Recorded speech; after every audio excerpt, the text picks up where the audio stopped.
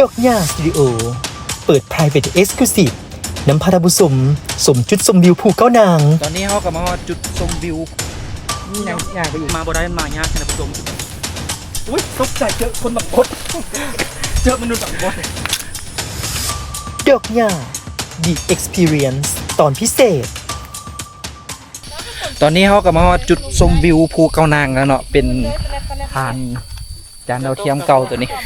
แต่ก่อนหันทางก็จะยังเห็นบ่แล้วทางขึ้นมายากแต่ว่าตอนนี้ทางก็จะเกตเพียงงามละขี่รถขึ้นมาสบายนี่เบิ่งวิวทางหลังงามเลยป้าเปิดนี่เดี๋ยวเขาจะไปจุดชมวิวอีกตัวหนึ่งอยู่ในครับมันจะเห็นผาไดผาด่างภูของเขาอยู่นะอันนี้มันมีทางพวกนี้แบบคู่กันบอกย่างไปอีกหน่อยนึงย่างไปอีกหน่อยนึงกันบอกอันนี้เป็นวิวเบิ่งบ้านเกินบ้านอันนั้นน้ำอ่างน้ำปอดไปจะได้คงซื้อเข้ามาฮอดแล้วตัวนี้เนี่ยมาสัมภาษณ์อันนี้แน่คงซื้อเลยแน่ถือว่าเกือบพบกับเนาะว่าฝนทางกัดมาบ่ได้มายากนะผู้ชมถือว่าขึ้นมานะพระเจ้ากำลังแต่งทางแล้ววันนี้เขาคิดว่ากูสิบ่ได้มาเลยบุญบ่ฮอดจะมาถึงแล้วเขากลับเมืองแต่ว่าโชคดีเพิ่นเปิดให้เนาะเลยโชคดีว่าได้พาคนมาเบิ่งจุดนี้ของมันจุดที่ว่าศักดิ์สิทธิ์ท่านผู้ชมเพราะว่าด้วยตำนานของป่าแปลกภูเขานางหรือจอมภูเขานางนี่เดี๋ยวตำนานทำให้เราสุฟังแง่ที่ถ้าสังเกตเห็นมังคุดของโคหินนี่ชาเบิ่งด้วยตาทิพย์เนาะเป็นลิ้นทั้งห้าที่นำมาเลยก็จะเห็นที่ข้าเจ้าเป็นหินบริวารเนาะชาบาเขาใช้จิตที่กันคือจะเป็นใช้คือประสาทราชวังเถอะอุ้ยตกใจเจอคนแบบคนเจอมนุษย์แบบคนเนาะโอ้ทำมันโซแบบแหงมันเป็นจุดที่ห้องมาAmazingสุดเลยตอนนี้ใส่ยูนิเนาะบอกจุดนี้แหละตอนนี้มาฮอดจุดชมวิวภูเก้านางแล้วเนาะเป็นครั้งที่2แล้วที่ว่ามาจุดนี้วันนี้ได้มีโอกาสมาย่างปลาแล้วก็มาแวะเบิ่งจุดชมวิวข้างหลังเป็น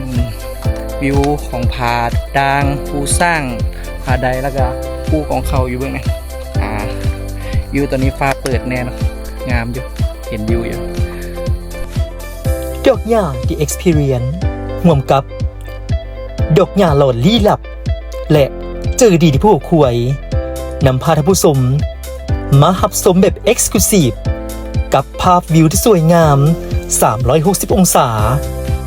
ของจุดชมวิวภูเก้านางซึ่งเป็นภูบริวารหรือตั้งอยู่ทางเหนือ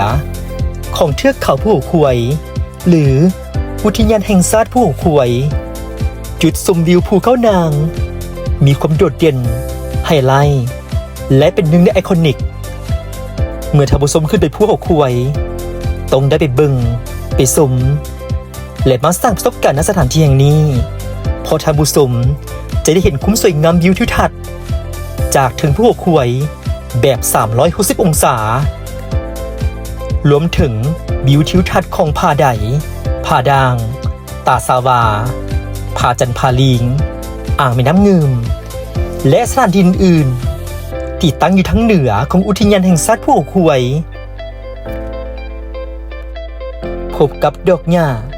The Experience ในตอนพิเศษแบบนี้กับสถานที่อื่นเป็นสถานที่ใดอย่าลืมติดตาม